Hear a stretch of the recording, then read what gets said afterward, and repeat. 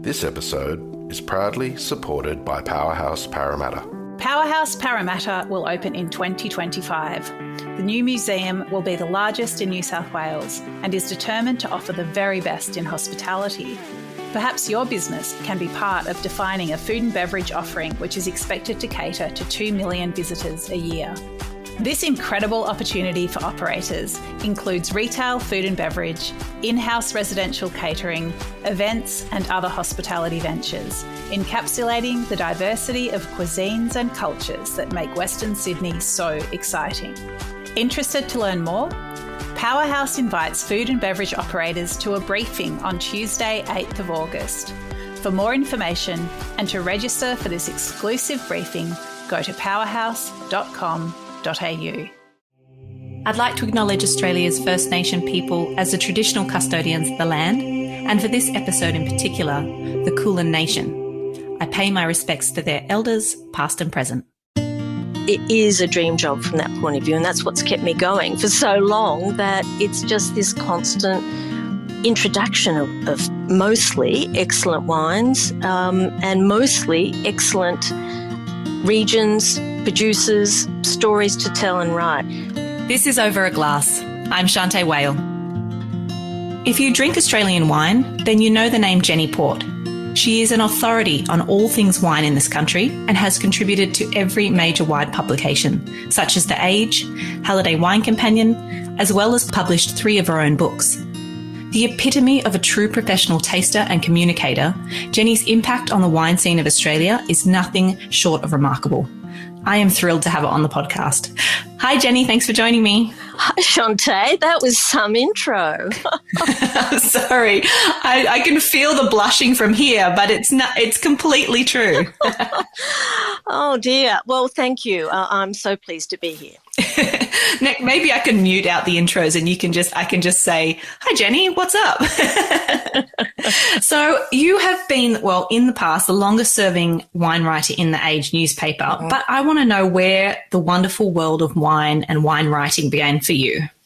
Well, they're 2 separate stories, aren't they?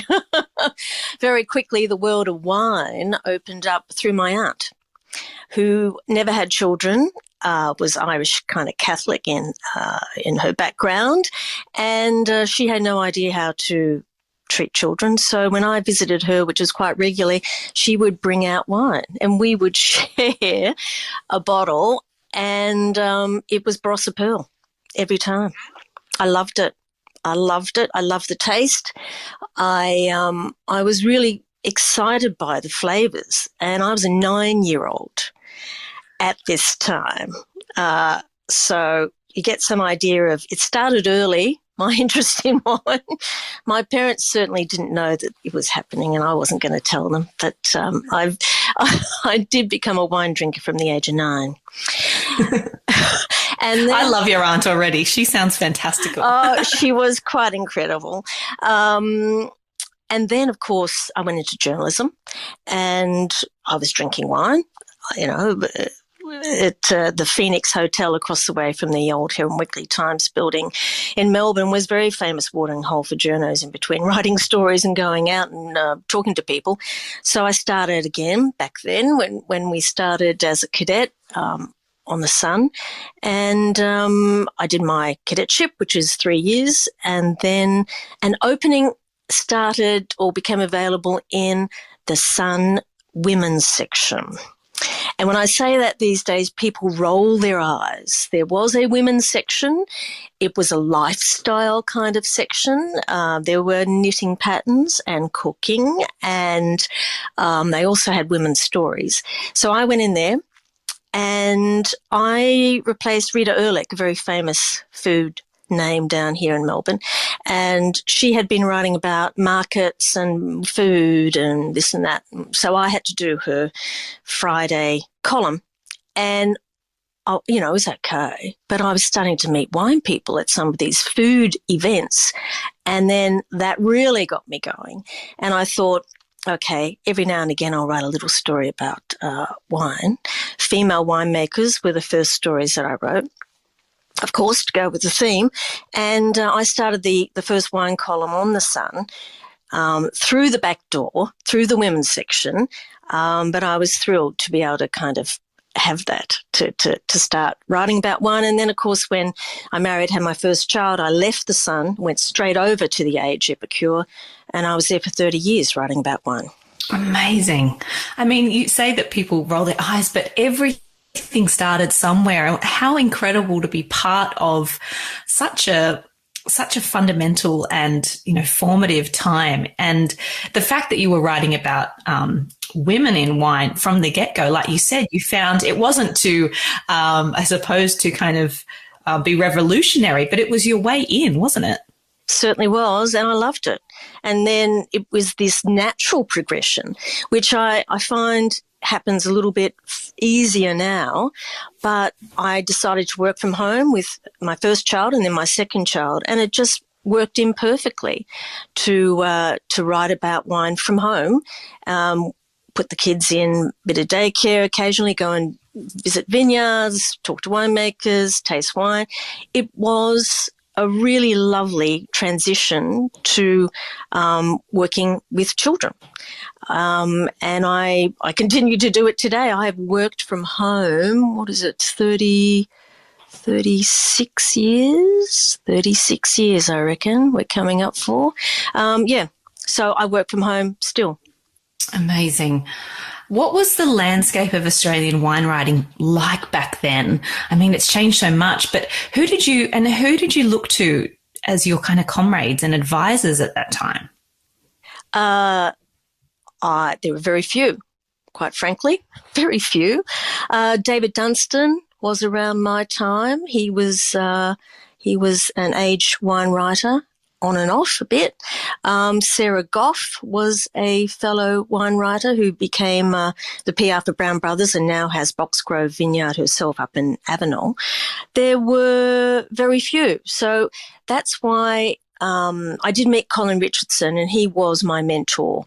He ran the Wine and Brandy Producers Association of Victoria back then, and he was this massive man in so many ways, physically, intellectually, enthusiastically about wine. And he asked me to join the Wine Press Club of Victoria. So I went on the board, and then I became president. And so you just learnt from some amazing people. But Colin was the one who really helped me, who really encouraged me, because there weren't that many women back then writing about wine. I can't even imagine it, to be honest, but thank God that you did, because here we are today, and you have just been, like I said, so fundamental in paving the way for people. So you also wrote 3 books, which came a little bit later as well. You wrote Choosing Australian Wine, Crushed by Women, just between us, what an amazing title that is. And also the Australasian editor for Wines of the World as well. Tell us a little bit about the experience of writing books, and also what's it like to hold your own printed book in your hands for the first time? Well, first of all, writing a book is, for me, no different to writing a story. You're writing for a wine consumer. That is always the person I have in mind when I'm writing a story or a book. And certainly Choosing Australian Wines was a primer. So that was that fundamental information that you are required to provide, as well as some tasting notes and things. So in many ways, that was the start of what I'm now doing with Halliday Wine Companion book and the website, that you're giving information, but you're also giving a clue as to the taste of a wine, what people can expect from it, whether they might like it or not. I always remember James Halliday said it was really important to let the consumer or the reader know whether you liked the wine or not. You just can't talk about, blackberries and plums and oak and whatever. You've got to give a more personal opinion of it. So I learnt that quite early on with Choosing Australian Wines. I loved Crushed by Women. It didn't sell heaps. Didn't sell a lot at all, actually. That's outrageous. I'm so offended by that. But it reached the right hands, and I was thrilled that Jane Thompson, who's the founder of Fabulous Women's Wine Society, and read that and decided that she wanted to also found the Australian Women in Wine Awards and contacted me. So that book was her introduction to me and to the work that we've done through the Women Wine Awards. So that, for me, that was an absolute thrill that she was so taken by the book. And I think it's really nice to hold a book that you've written in your hands, but it can be an ego trip. I think you start getting, you're an author and you're wandering around thinking people are going to, no, that's the author. It doesn't work that way. It doesn't work that way at all. You got to sell it. You got to talk to people and you got to meet people, and you become a marketer, which isn't really in my wheelhouse. So I'm not really big on promoting myself. I just hope that they liked the book, those who bought it. I imagine it is, I suppose, just a tangible way to mark, all the work that goes into it. It doesn't sound like it's something that you can do in one weekend writing a book, but amazing that you've had that accomplishment so far. I wanted to touch on what you said earlier, which was a little bit about the consumer. Coming from a sommelier background, we always talk about the guest and what you're there for and who is it for. From what I've learned so far is the great writers, especially about wine, are always talking about the consumer and who you're writing for and what you owe them. So talk to me a little bit about the role of that person that you're writing for and what that means to you. It's really interesting because of my journalism background. Whenever I write for a magazine or a newspaper, you get a directive from the editor as to who your reader is. With The Sun, the reader was your average Joe who drank beer. That's why I actually had trouble putting in a wine column to start off with, because wine was not for the Sun reader. So it was a bit more lowbrow, which is kind of tabloid anyway, because The Sun was a tabloid newspaper. It's now the Herald Sun. But then when I went to The Age, I went up. So suddenly I can talk more about, matters that are a little bit more academic and a little bit more highbrow and a little bit more descriptive and lots of longer words, actually. So the person I was writing for The Age was, to a degree, not the same person I was writing for The Sun. And the same for each magazine and book. You always get directives about who you are writing for. So then that's my starting point. I can't be either too, wordy or not wordy enough, and there's a certain prediction about, well, the reader of this magazine buys a lot of wine, has a cellar generally, is probably male, aged 50, average age 40 to 60 or something like that. So then generally I'll tailor it a little bit more towards that. But it can't be that prescriptive, I don't think. So to a degree, it's still me that's writing it, and something. It has to be not just information. It's got to be really entertaining, or they're not going to read it. I mean, that's the basis of journalism. You can throw in, all the information you like, but if it's not presented in an interesting way, they're not going to read it.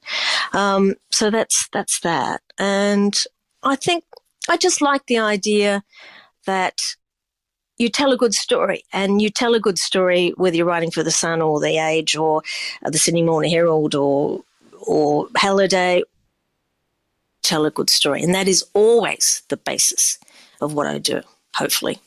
I think it's important, just as you said, Jeni, that, you are thinking about what are you writing for? And again, I see the parallels in perhaps being a sommelier and bringing a person a glass of wine. At the end of the day, whether it's in your knowledge and how you deliver, the different offerings that you're giving, or you're writing about wine, you really need to represent yourself, but at the same time, you really need to deliver what that person's looking for, whether it be a nice bottle of wine or it be some information that helps their journey in wine from there on out. Well, you do. And I think actually that brings in the whole bigger picture of presentation.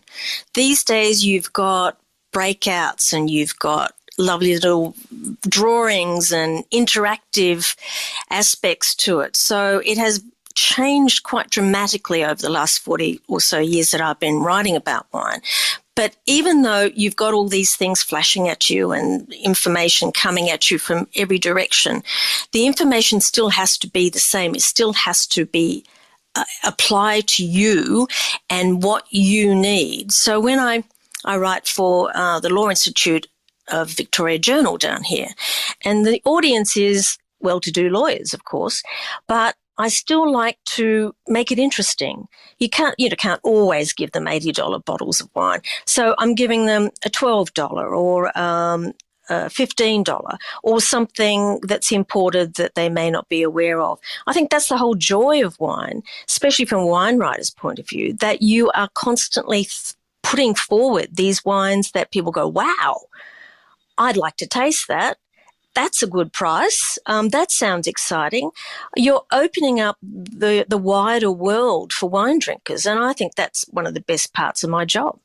Absolutely. And the thing is that we know that there's great wines at all these different, quality levels, aren't there, and value levels. And it's not because we want to flog this wine for any other reason other than we already think it's great, and you don't have to spend a bucket load every time. I love Chardonnay as much as anyone else, and my friends love Chardonnay. So when we go out, I say, look, let's just try a Fiano or, something else. And they love it, or Pinot Gris.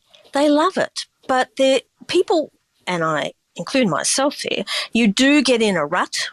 You go, well, I'm a Chardonnay drinker, that's all I'm going to drink. And it narrows your wine world. This way, it's unpredictable. Again, that's what I love about it. Yeah, absolutely.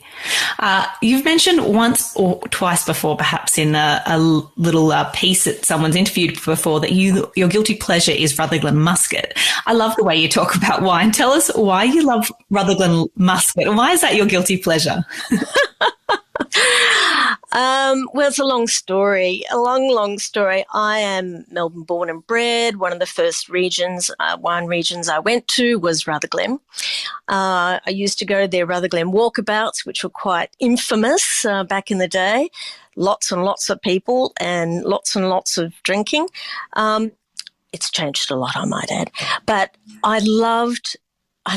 again, it gets back to a sweet tooth. It gets back to the taste, that glorious sweetness. And it's not sickly sweet because you have the acid balancing it, and the blending that they've done. So you just marvel at someone being able to produce something like that in the first place.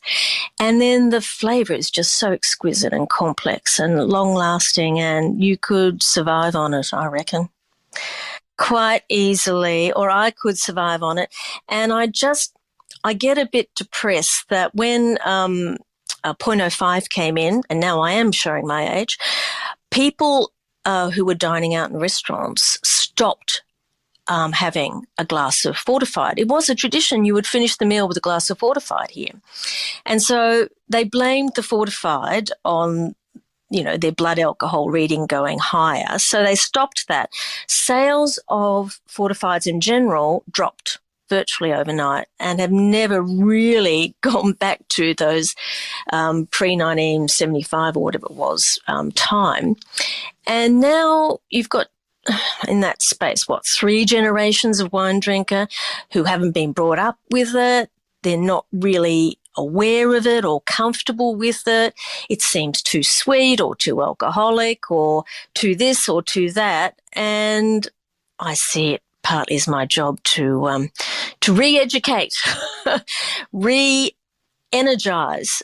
interest in fortifieds, because they're most extraordinary things.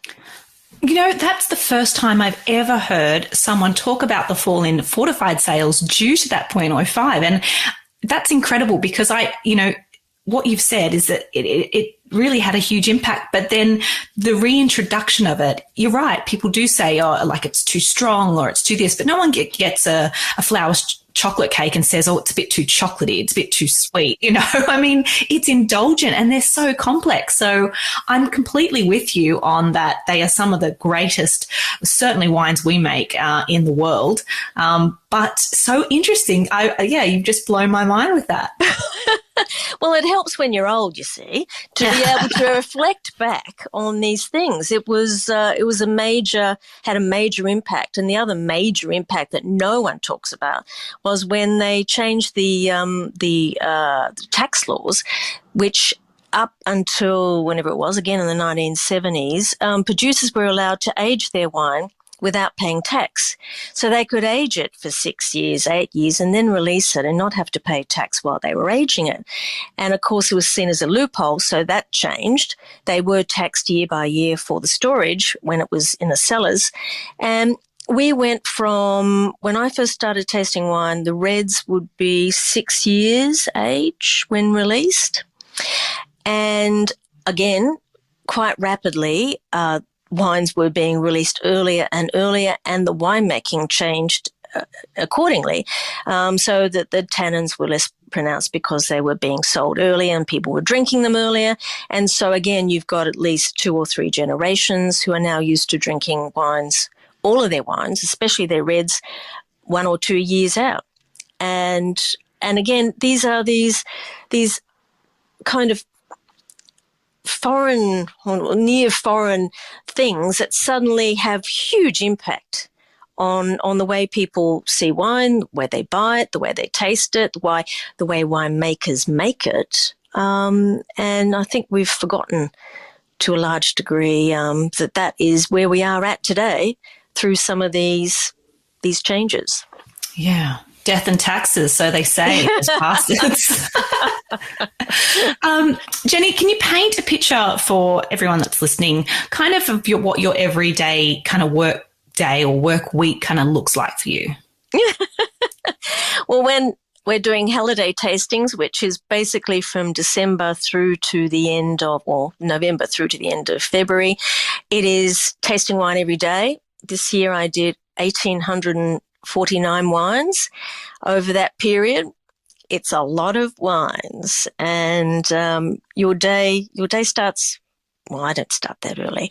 I start about 9 or 10, and then I'll have a coffee, and it'll go through to about 6 or 7. James Halliday, I might add, has been doing this almost all of his life. He starts at 7 a.m. and he goes through to 7 p.m. I don't know whether I could ever do that for such a period of time. But yeah, during the Halliday tastings, it's pretty full on. Opening wines, tasting them, writing tasting notes, information about them.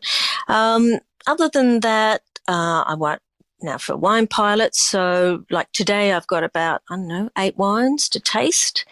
That's a nice number. And I've just finished a couple of stories, so I'm kind of in between. But then next week we start the Australia's Wine List of the Year Awards, and I'm a co-deputy chair of that, so that will be full on for the next 2 months. So it's always changing. That's what I loved about journalism and always have loved about journalism. Every day is different. No 2 days are ever the same. And it's just this, you wake up in the morning and go, wow, what's going to happen today? And if you're a news journo, then, it's all kinds of things happening. But even in wine, there's something always happening that go, oh, okay, might have a look in that or talk to someone about this or that. It's, love it. Yeah, I mean, it sounds like you really need to be a bit of a self-starter, highly motivated to kind of plan your own day and get through what you can. Is that something that you've always found quite easy to do? Yeah, actually. First of all, deadlines. I love deadlines. Give me a deadline, I will work to it. And I know not everyone feels the same about deadlines, but after 46 years in journalism, you work to a deadline. And working to a deadline means, well, today I have to do this, this, and this, and this. So if someone else has given me that deadline, that's fine. But yeah, look, I don't know. My husband's very different. He's a journalist and he always likes to be directed to something. But I actually like looking for things. I suppose it's because I work from home, and I need to be on top of what's happening so I can, pitch a story to an editor about it. It's, I don't know, you just get used to it. It's a habit. It's a habit I like. It's a habit I work well to.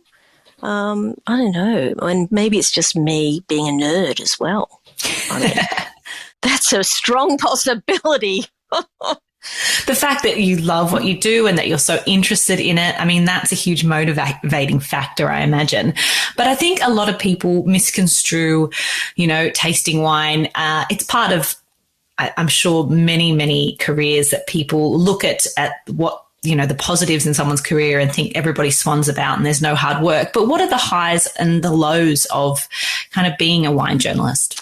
Well, highs, there are plenty of those. You just go out, you talk to people, you taste great wine, you get to travel to regions. I think that is everyone's dream job, especially if they drink wine. It is a dream job from that point of view, and that's what's kept me going for so long, that it's just this constant introduction of mostly excellent wines and mostly excellent regions, producers, stories to tell and write. The lows, I actually don't have that many lows. I really don't. I suppose, no, I don't have a low. No. I can't think of one because I love what I do. It's as simple as that. And even when you're annoyed at something or someone doesn't ring you back in time, or you've written a story but you're still waiting on someone to give you some information, I mean, that's just annoying. That's not a low. No, there's no lows. No. Amazing. It just says so much about you and your outlook, and you're such an inspiration. I love it. You mentioned before that you're deputy chair of, or co-deputy chair of the Wine List of the Year Awards. You were named 2014 Wine Communicator of the Year, named Legend of the Food and Wine, Melbourne Food and Wine Festival, and named Legend of the Vine by Wine Communicators Australia. The list goes on and on. What do you hold, though, as your greatest accomplishment to date? In wine or in life? Both, if you don't mind. Gee. I mean, you've got to say children, don't you? I'm saying my two boys, Michael and Harrison. They came along and they were fabulous, actually, allowing me to work from home, to guide them through their education, doing reading in school and writing in school with them, and being on mothers' clubs and all that kind of thing. It was part of a community which I still am part of. So that's a real plus for me. What else? Gee, I think, I got to say, I loved working for The Age. I think I loved, because I could write across all sections of The Age, not just for Epicure. I could write news stories. I wrote for finance, the odd story. I wrote opinion, at least one opinion piece. And I loved that breadth and the fact that they really, really saw the wine industry as something important to write about. I don't necessarily get that impression these days. That's another story. But in that heyday of The Age, Epicure in particular, we had 12 tabloid pages to fill each week, and we had at any one time 4 wine writers. Now, on any scale, that is a heyday because I don't think you will ever see that again. And I was part of that. So for me, that was a definite high. I mean, I think that it's interesting you saying, I think the more that you write, the more you become curious about everything else, and the more you want to read more and gather more information. So I can see it being addictive. And like you said, you go down one kind of channel, and like you said, maybe writing about finance, and more questions come up, so become more curious. So I can see by being able to be involved in so much with The Age that you would have really been subjected to a lot, but also the world of everything would just open up for you. It's one of the, when you're starting journalism, the first thing they say is you've got to be curious. You have to ask questions and be curious. And I see that as a real strength in journalists these days. Curious about everything, not necessarily just about the subject that you're writing on, but curious about all kinds of things. But I will say that, slightly offhand here, that you should see my wine book collection. I am such a nerd that I will buy any wine book that comes along. So again, it's words in every form. I suppose that's what I'm trying to say. It's websites. You have no idea how many subscriptions I have, and books and newspapers and magazines, and it's quite enveloping, and I really like it. I feed off it. I think that's the best way to describe it. You feed off all these ideas and different writing styles and all these different people out there writing about wine. There are so many good writers out there. Words of every form. I love that. So the idea is be curious and be hungry, I suppose. And thirsty. Hungry and thirsty. Absolutely. Jeni, what do you think the future of wine journalism is? I mean, you've come and you've seen over your time just so much change. What are you excited by? What do you think the next step for wine journalism is, and how is that going to move forward? That is a really, really good question. Yeah, it's a big question. It is a big question. Part of me is a little bit depressed. Part of me is excited. The depressed part is the loss of newspapers, magazines, to a degree. They are generally struggling. So the options or the career advancement for wine writers through those mediums is certainly not as strong as it once was. So that to me is sad. But that is just the change that we've been seeing in people's reading habits and their information habits over the last 15 years, 20 years or so. What really excites me is the young writers coming through, especially young women writers. It is something of an obsession with me, but it's not my industry, but I can see so many women in wine, especially in the wine industry or in associated industries, who want to write about wine and have fabulous palates. They're struggling. So I would like to see more women coming through, and I think that is something to look forward to and to get excited about for the future. And I think just in general, the younger generation, they do things differently, which is what you want. You don't want the same old, same old. You don't want them to drink the same old and write about the same old, same old.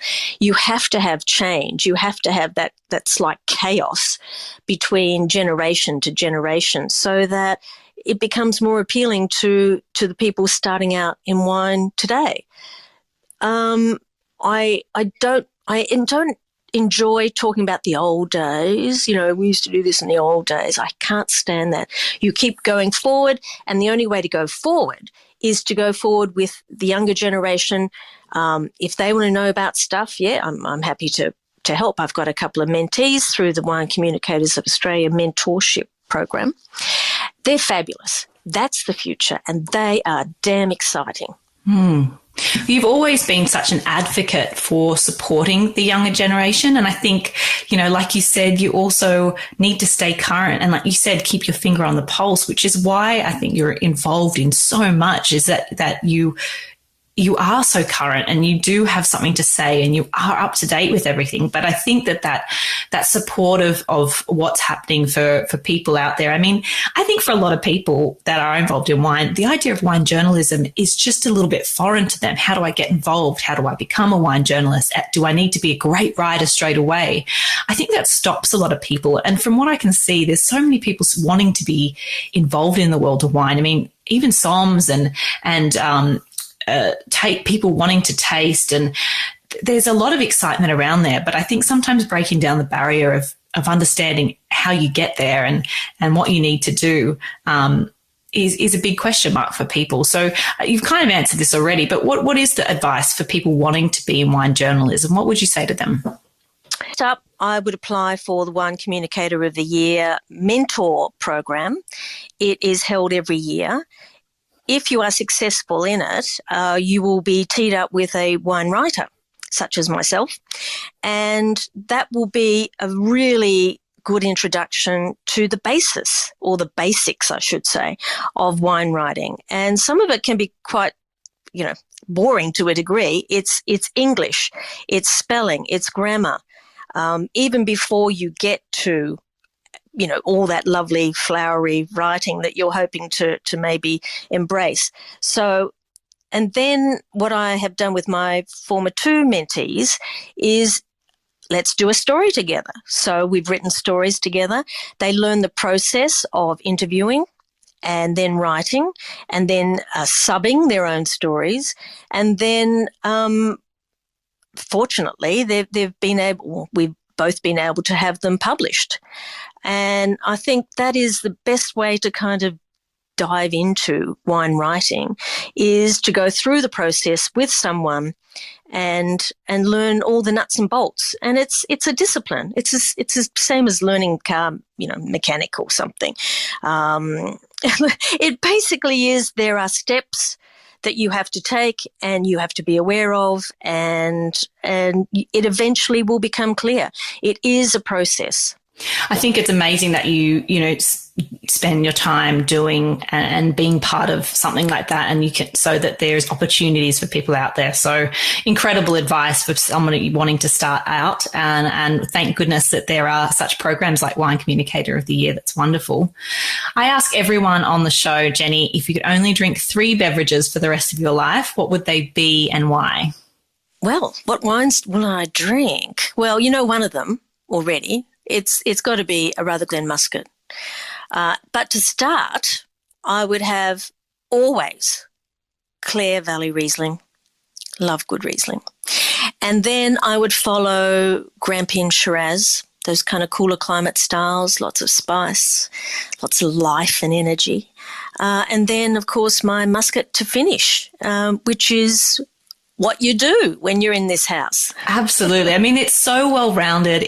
You've got something that's going to go with anything you're going to eat, and just wines that you can sit down and look at for a long time. So I can completely understand those 3 choices, and they did not disappoint. Thank you very much. These were wines that I've been brought up with. So they're very familiar, very warming, very, what's the word? Comforting. That's what I love about them. Absolutely. I can see that. And you're spoiled for choice in terms of lots of wonderful brands and different styles. So excellent choices. Jeni, you are an inspiration to the entire Australian wine community. Anyone involved in any aspect of this industry should be grateful for the foundations that you've helped lay in your time. On behalf of all of us, I want to say a very big thank you for all the work that you have done and continue to do. And I really appreciate you spending some time chatting with me today. I know how busy you are and you've got all those wines to get to. So thank you so much for being part of the podcast. Oh, thank you, Shanteh. Much, much appreciated. We'll chat again soon, and cheers to you, Jeni. Okay. This is Over a Glass. I'm Shanteh Wale. Stay tuned for more stories from the world of wine and drinks. Listen in every Thursday on your podcast app. Follow us on Instagram @overaglasspod and contact us at overaglass@deepintheweeds.com.au.